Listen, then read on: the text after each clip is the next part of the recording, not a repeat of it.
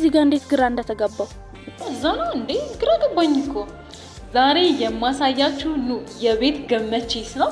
400 ካሬ ላይ G+1 ቤታችን ነው። ይሄ ሳሎናችን ነው።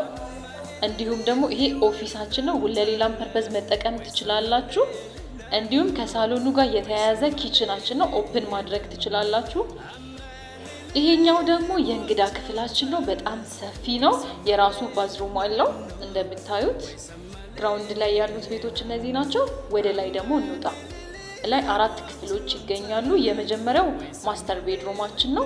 በጣም ቆንጆ ነው። የራሱ ክሎሴት አለው፣ ባዝሩም አለው የራሱ። ውጪ መናፈስ ብንፈልግ በጣም የሚያምር ቪው፣ ነፋሻማ አየር ማየት እንችላለን። እንደምታዩት ነው። የሚቀጥለው ደግሞ የልጆች ክፍል ነው። የራሱ ክሎሴት አለው። ይሄኛው ቆንጆ ክፍል ነው። ሰፊ ናቸው። በዛ ላይ ደግሞ ይሄኛው ደግሞ ለሴቷ ነው። ምክንያቱም የራሱ ባዝሩም ስላለው ለሴፍቲ ምቹ እንዲሆን እና ደግሞ የኮመን ባዝሩምም አለው መጠቀም ይችላሉ እሱን። ይሄኛው ደግሞ ፋሚሊ ሩማችን ነው።